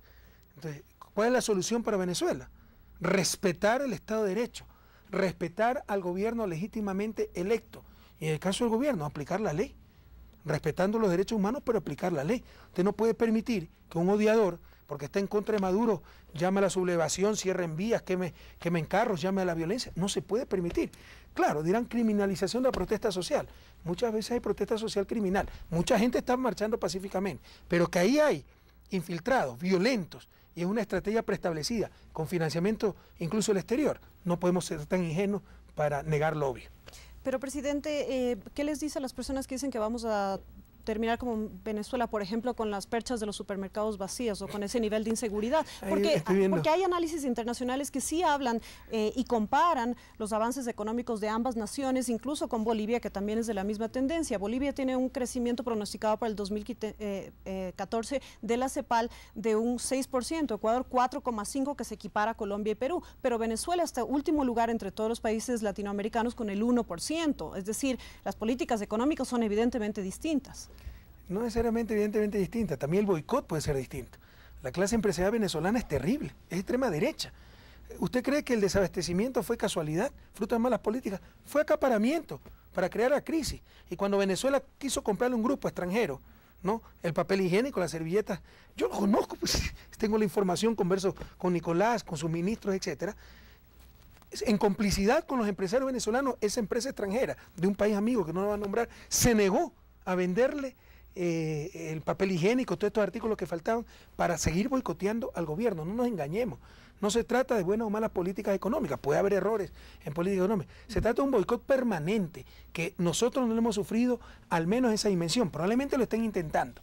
Felizmente, pues, somos expertos en el manejo económico y sabremos enfrentar a tiempo esas cosas. Ya están tratando de crear ese ambiente que con la restricción de las importaciones, o sea, por querer que las papas fritas se produzcan en Carchi y no se importen de Estados Unidos, estamos creando ese abastecimiento. Eso no se lo cree nadie, pero en todo caso se intentan boicotearnos, que yo tengo que reconocer, nuestro sector empresarial no es el sector empresarial venezolano tan irresponsable, ¿no? Pero si intentan boicotearnos, bueno, sabremos responder, ¿no? Gracias a Dios, esto es nuestro campo de mayor experiencia, de mayor conocimiento, y sabremos dar respuestas oportunas. Compañeros, nos quedan, a los dos les pido por favor que les por el tema de Venezuela, sí, para concluir. De acuerdo, si sí, no te importa, también. Rubén, Miguel puede hacer la primera pregunta, pero solamente nos quedan 6 minutos, así que una pregunta y una respuesta lo más concreta posible, presidente, por favor, Miguel. Lo de Venezuela, que quería, presidente, usted dice Estado de Derecho en Venezuela, le juzgan a un opositor, más allá de lo que represente Leopoldo López, están juzgando en un cuartel, está en un cuartel, eso no es democracia. Para eso, si hay un Estado de Derecho, hay tribunales, cualquiera que sea la composición. Y lo ¿Usted otro, se cree lo que está diciéndome? ¿Usted cree que en el siglo XXI, no, eso es lo que hace Estados Unidos? Tal vez leyó la historia del soldado Manning en Estados Unidos. No, no. A él sí lo jugaron dentro de un cuartel. O en Guantánamo. Información. Pero por favor, o sea, ¿usted cree Sí. que en el siglo XXI en América Latina se va a poder un opositor juzgar dentro de un cuartel militar sin el debido proceso? Por favor, eso no lo cree nadie. Que puede estar en un cuartel militar detenido por cuestiones de seguridad, pero que no se va a aplicar el debido proceso. Tal vez está confundido, eso es lo que ocurrió en Estados Unidos con el soldado Manning. Eso es lo que ocurre en Guantánamo, tal vez se está confundiendo. No, y lo otro, y la ineficiencia del Estado venezolano, presidente, la derecha, los empresarios, y la ineficiencia, ¿por qué no ha podido solucionar? Quiso hacerlo el presidente Chávez, lo hizo parcialmente, y Maduro no ha podido. Qué frágil que es la memoria, Miguel, ¿verdad? Para los jóvenes sobre todo. Usted sabe que durante 70 años Venezuela fue la Arabia Saudita, fue el mayor productor de petróleo del mundo. Claro. Y la oligarquía venezolana se rifó toda la plata, su departamento de luz en Miami, etcétera. Venezuela nunca tuvo industria, todo lo importaba y había pobreza extendida. Ahora Venezuela es de los países que más reduce pobreza, vea el informe de la CEPAL, de los que más reduce desigualdad, pero esa oligarquía perdió sus privilegios. De seguro se han cometido errores en el manejo económico, ¿no? Pero también hay indudables logros sociales. La fe en la democracia, ve el último Latinbarómetro, pero tiene una oligarquía que tanto tiempo dirigió el país con una opulencia que nada tiene que ver con nuestra oligarquía. Es impresionante lo que hacía la oligarquía venezolana, que va a seguir dándole con todo pues al gobierno que osó quitarle sus privilegios. Entonces, la memoria es frágil. Es como cuando me dicen, miren los problemas económicos de Argentina. O sea, Cristina Fernández es una total incapaz en el manejo económico. Que ya se olvidan cómo encontraron los Kirchner a Argentina. Se olvidaron del correalito. Se olvidaron de la quiebra cuando Menem privatizó hasta la camisa, vendió hasta la camisa de los argentinos. Y resurge con los Kirchner como ave fénix Argentina. Pero por supuesto todavía tiene problemas económicos, ¿no? Y nos olvidamos del pasado. No olvidar del pasado venezolano. Con todo respeto a Venezuela, Venezuela nunca tuvo industria. Fue 70 años el principal productor de petróleo. Y en vez de desarrollar el país, hicieron mansiones en Miami, la oligarquía venezolana.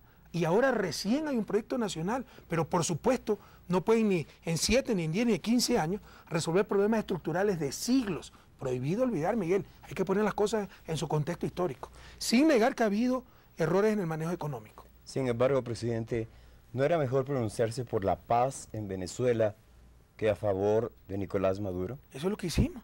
Dijimos que la paz a Venezuela, pero nosotros... Se le hizo un homenaje a Nicolás Maduro. Pero nosotros no podemos, o sea, por quedar bien con todo el mundo. Mire, la fórmula, Woody Allen dice, no conozco la fórmula del éxito, pero la del fracaso es querer contentar a todo el mundo. Eso no es nuestro estilo. Claro. Y el evangelio, si usted quiere, para que me digan curuchupa, ¿verdad? Sed fríos o sed calientes, lo tibio me repugna, ¿no? Nosotros vamos a tomar partido en base a la verdad. La verdad es que el acosado es el gobierno legítimo de Venezuela, que Nicolás Maduro es humanista, jamás va a ser capaz de reprimir a su propia gente, etcétera, ¿no? Y que tratan de desestabilizarlo. Dicho esto, que se logre la paz en Venezuela, pero por lograr esa paz, yo no voy a decir, y por quedar bien con todo el mundo, que se sientan de las dos partes, busquen solución, cuando claramente, ¿no?, dentro de esas protestas hay gente pagada con financiamiento exterior que busca desestabilizar al gobierno legítimo de Nicolás Maduro. Entonces, ¿usted está a favor de la medida que tomó Maduro respecto de Panamá y está en contra de que la OEA... Imagínese, perdóneme, la insolencia de un país sin consultarle al gobierno involucrado, decir que hay que llevar el caso de Venezuela a OEA, por elemental respeto. Nicolás, podemos ayudar, lo hemos tratado de hacer. Claro. Nosotros propusimos, previa consulta con Nicolás Maduro, hacer una reunión en la posesión de Michelle Bachelet, que es el próximo martes 11 de marzo en Santiago de Chile, donde va a ir la mayoría de los presidentes de Sudamérica a hacer una reunión de UNASUR. Finalmente va a haber una reunión de presidentes de UNASUR. Finalmente va a haber una reunión de cancilleres de UNASUR. Pero para tener esa iniciativa, primero le consultamos al gobierno venezolano por elemental cortesía. Pero hubiera sido una grosería si dijéramos, vamos a hacer reunión de UNASUR para tratar el problema de Venezuela. Venezuela es un país soberano. Presidente, en las redes sociales me están acabando porque dicen que yo no le dejé revelar más cambios en el gabinete, así que sí tiene más cambios que revelarnos. No se preocupe, tampoco le iba a decir más cambios. Sí, me imaginé. Pero bueno, usted acaba de mencionar una reunión de cancilleres. Nos preguntan muchas personas que por qué no se aprovecha las habilidades como político y como organizador del canciller Ricardo Patiño en otra posición y que quizás ya cumplió su ciclo como canciller. Bueno, yo creo que Ricardo Patiño ha hecho historia en la Cancillería. Lo que pasa es que cuando se hacen las pasiones, con la serenidad que da el tiempo, se reconocerán esos logros. Por ejemplo, por primera vez en la historia, Ecuador tiene sus límites completos. Lo que se firmó en el 98 fue el límite terrestre con Perú. Claro. No teníamos límite marítimo. No habernos involucrado en ese conflicto de La Haya, con el que Chile perdió parte de su mar territorial, fue una obra maestra, perdone. O sea, si nos poníamos de parte de Chile, disgustábamos a Perú. Si nos poníamos de parte del Perú, hasta traicionábamos a Chile. Recuerden que esa demanda frente a La Haya fue en función de tratados de 1952-1954, tripartitos, Perú, Chile y Ecuador. Ustedes saben lo que es haber logrado no involucrarnos cuando el marco para el conflicto era un tratado tripartito, que también lo había firmado Ecuador. Eso fue una obra de cirugía diplomática, que el tiempo lo va a reconocer. Ricardo Patiño ha hecho historia, democratizando el servicio exterior. También con todo respeto a los miembros de nuestro servicio diplomático, que hay extraordinarios diplomáticos, Lucho Gallegos, etcétera, ¿no? Pero había mucha argolla también. había que tener pedigrí para entrar en el servicio diplomático. Como en Alianza País. Hoy tenemos otra casa de Argüelles, porque aquí no existe pedigrí, pero sí es, insisto, no ponemos candidatos sino militantes, ¿no? Y hay que abrir el espectro. Hay que abrir. O sea, si hay un buen alcalde, ¿por qué no decirlo? Respaldamos incondicionalmente, si no estamos disputando espacios de poder, queremos servir a la comunidad, y usted lo está haciendo bien. Pero volviendo al tema, ¿verdad? Ahora tenemos quichua, tenemos shuar, tenemos afro, y por concurso de merecimiento. Está democratizado el servicio exterior. Hemos aumentado el número de consulados, la atención a los migrantes. Ahora, normalmente todo está informatizado para que la gente no tenga que por muchos trámites acudir a esos consulados. De hecho, historia. Entonces, en principio no hay razón para cambiar a nuestro canciller. Bueno, además de la presencia de Ecuador en el concierto regional y mundial, ¿no? Son las 10:31, lo cual quiere decir que nos tenemos que despedir, pero me acaban de informar que vamos a tener 9 minutos más, o sea, hasta las 10:40, así que cada uno tiene una pregunta más. Rubén. Gracias. Muchas gracias. Sobre los reclamos que hacen los cientos de tuiteros respecto de los nombres, yo diría que los cambios no solo deben ser de gabinete, los cambios deben venir desde las bases.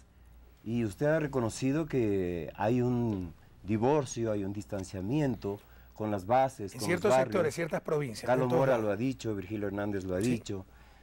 Hay que trabajar en eso, o sea, no es suficiente cambiar el gabinete para que mejore el gobierno. Hay que cambiar el país, y el país hay que cambiarlo desde las bases.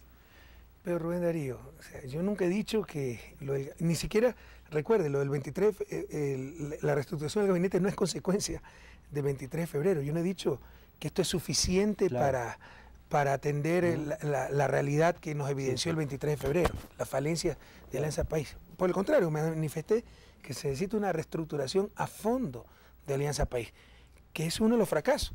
Nos hemos dado cuenta que después de 7 años no tenemos esa organización política fundamental para la consolidación y continuación del proyecto de Revolución Ciudadana. Y la van a construir. Y tenemos que construirla. Incluso le dije, asumo mi parte de responsabilidad. Me he ocupado mucho la gestión y poco la política y poco en la organización de Alianza País. Ahora tendremos que multiplicarnos, pero también preocuparnos un poco más de dicha organización. Entonces vamos a convocar una convención nacional de Alianza País, probablemente finales de marzo, ¿no? Y se tomarán los correctivos del caso. Y esto no es que se soluciona por decreto, por una convención, sino que será el inicio renovado del trabajo para tener esa organización política. Presidente, aunque a usted le han reelegido para que administre el país, más que para que dirija Alianza País, con el derecho que tiene como líder del movimiento político. Miguel, si me permite acotar, esas palabras suenan bonitas, pero esto es un proyecto político, pues. Con todo respeto a gusto, mire lo que le pasa, él ha sido un gran alcalde, pero tal vez le faltó ese trabajo político para ir a la elección. Mire Paul Granda, sus opositores, todos reconocen que ha sido un excelente alcalde, pero tal vez le faltó ese trabajo político. Nosotros podemos ser los mejores administradores, gestores, técnicos del mundo, pero si más tarde nos vuelve un Gutiérrez, ¿sabe dónde queda todo el trabajo? Entonces no podemos obviar que este es un proyecto político. Debemos ser políticos altamente técnicos y técnicos altamente políticos. Cambio de actitudes, porque en las aptitudes en los 7 años ha habido obra, presidente. ¿A qué se refiere? Actitudes, Sí va a haber cambios. Sí va a haber cambios. Aptitudes. No, con P, con C. Aptitudes. ¿De quién? ¿Del presidente? ¿Del grupo? Del presidente, del gobierno a la del cabeza grupo, usted. del Bueno, país, mire, yo soy presidente de la República, no estoy candidato a Mr. Simpatía, ¿no? Entonces, todos tenemos nuestras virtudes, todos tenemos nuestros defectos. Yo creo que tenemos tanto cariño y tanto apoyo del pueblo ecuatoriano porque somos auténticos.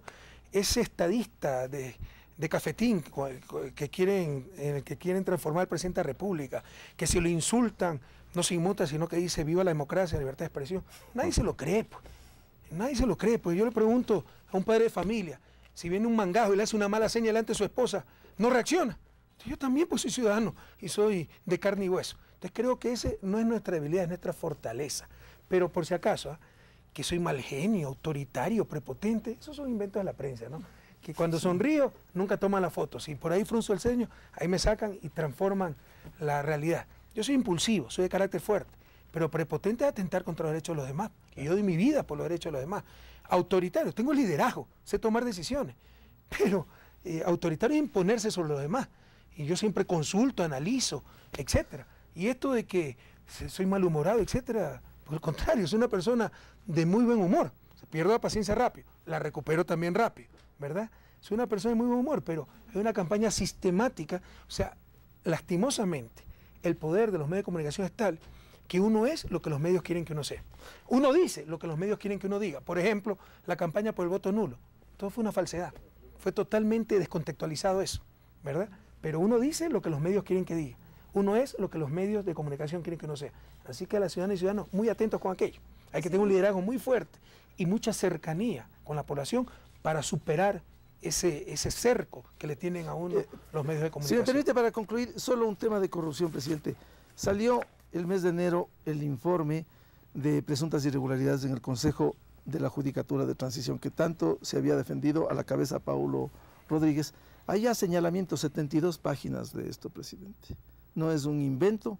Quizás de esto debe estar dominando el doctor Gustavo Yal, no en su administración, sí en la de Transición, en donde se demuestra, si se lee el informe, de las irregularidades que se ha encontrado la Contraloría en el Consejo de Transición. Lo que responde el Consejo de Transición y que responde el Consejo Permanente. ¿Yo qué tengo que hacer en eso? O sea, ¿qué tiene que ver el gobierno en eso?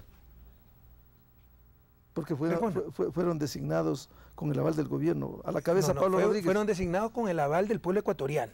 Y hubo un representante del presidente y representante de otras funciones del Estado, y era un consejo autónomo. Y de seguro no es Pablo Rodríguez el que está involucrado, etcétera, sino más los medios. Y sabrán, por si acaso ellos tienen el derecho a la defensa, sabrán presentar su justificativo, y si hay corrupción, que la sancionen con todo el peso de la ley. Pero ¿qué tiene que ver el gobierno en eso? Pero cuando los mandos medios hacen eso es porque no hay un buen jefe. No, Miguel, esa es una exageración. Usted es periodista de una radio, por ahí si la contadora lo está engañando, no vamos a decir que robó porque tiene un mal jefe. Eso es una exageración. Eso no es verdad. Ya que ha nombrado varias veces, nombró al principio el tema de Bonil y también a la prensa en varias ocasiones. Todavía nadie me responde, Miguel, usted no me respondía. Esto es Quiero humor, preguntarle, o por lo menos una afirmación que no pueden probar. Presidente, no quisiera decirle ni quisiera enseñarle. Pero, a mí el Telégrafo, cuando usted ganó, en 2013, me sacó una caricatura junto con Diego Kendo y Gonzalo Rosero, llorando. Yo no podía llorar ni por la alegría ni por la tristeza, sino reconocer... Pero eso no es infamia, eso no es calumnia. No le están diciendo que usted ha mandado a la policía y la fiscalía. Probablemente no es humor, es burla. Pero no es una infamia, como decir que mandamos la policía y la fiscalía un allanamiento para ocultar casos de corrupción. Porque eso es lo que dice esto, que si no estuviera en un periódico, si no una hojita así, fuera un vulgar pasquín. Pero eso muchos medios de comunicación, esta señora Coronel, mucha gente, dijeron que era humor y que el presidente no tiene sentido del humor. No me río de esto. Jamás me voy a reír de la mentira. Y créanme, estoy convencido que una de las principales luchas, vencer esa tolerancia a las mentiras, un amor irrestricto a la verdad, eso nos hará libres. Pero el humor depende de cómo se lo vea, presidente. Perdón, yo no le he dicho, ¿cómo lo va a ver para que sea humor? Lo otro. A ver, Miguel, dígame por dónde lo tengo que ver para que sea humor. Policía y Fiscalía allanan domicilio de Fernando Villavicencio y se llevan documentación de denuncia de corrupción, la versión del acusado. Dígame, ¿por dónde hay humor para reírme? Va a haber que hacer una ley para Presidente, el humor. ¿puedo aprovechar Esto es mentira, entonces? Miguel. No doremos la píldora. No engañemos al pueblo ecuatoriano, por favor. La verdad nos hará libre. No engañemos al pueblo ecuatoriano. Que ustedes no hubieran reaccionado, eso es otro problema. Pero no me digan que se ha atacado el humor. Que se ha atacado la jocosidad de un caricaturista. Esto es una infamia. Presidente, Miguelito se va a enamorar de una periodista. Va a ver. Por si acaso, mi hija, la segunda, quiere ser periodista y en buena hora. No porque necesitamos buenos periodistas. No si yo no estoy contra los periodistas, actriz y periodismo. Bueno. Quiere estudiar ciencias políticas, la ley de comunicación, orientado al periodismo político y actuación. La ley de comunicación y los organismos reguladores que de ella han salido, ¿han llenado las expectativas del gobierno en sus primeros meses de funciones? Entonces? Bueno, no tiene que llenar las expectativas del gobierno. Las leyes, y ese es otro error, ¿no? Que, por ejemplo, el Código de Salud, tienen que participar los médicos porque es una ley para los médicos. Las leyes son para la sociedad, para los ciudadanos, ¿no? Y tiene que llenar las expectativas del pueblo ecuatoriano. Y como ciudadano se le puede decir, qué bueno que haya la ley, qué bueno que se obliga a rectificar, qué bueno que haya derecho a la respuesta, qué bueno que ya tengan los medios amarillistas, sensacionalistas, que pensarlo dos veces antes de tergiversar una noticia, presentar una foto escandalosa que hiere la dignidad humana. Qué bueno que tengamos esos avances. Entonces su conclusión es que sí, que está como ciudadano le puedo decir, creo que es una ley muy buena. Bueno, señor presidente, necesitamos ya un mensaje final para poder concluir esto y despedirnos entonces de toda la audiencia que a través de 60 medios de comunicación, alrededor de 60, nos ha retransmitido en esta noche con base en TC Televisión. Un mensaje de gratitud al pueblo ecuatoriano. Hemos vencido el 23 de febrero y si hubiéramos sido derrotados lo admitiríamos. La derrota, la victoria son simples accidentes, dice Rudyard Kipling, pero la verdad es que es la 10ª victoria de la Revolución Ciudadana con grandes reveses, que han dolido mucho, como Quito.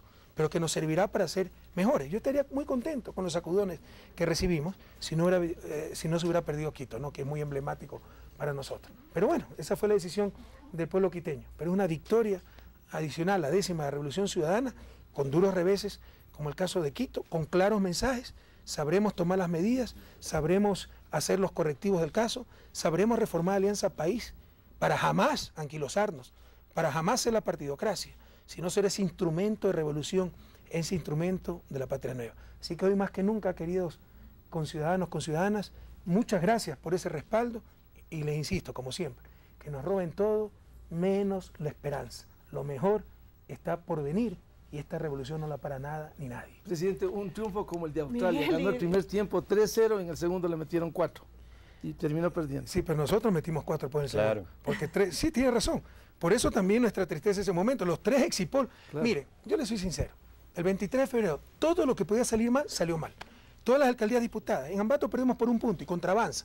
En Ambato tenemos apoyo enorme, tenemos por 1%. O sea, todo lo que podía salir mal, salió mal. ¿Ya? O sea, solo hubo sorpresas negativas, nunca una sorpresa que aquí pensamos perder y ganamos, no existe eso. Solo aquí pensamos ganar y perdimos. Pero así es la vida, así es esto.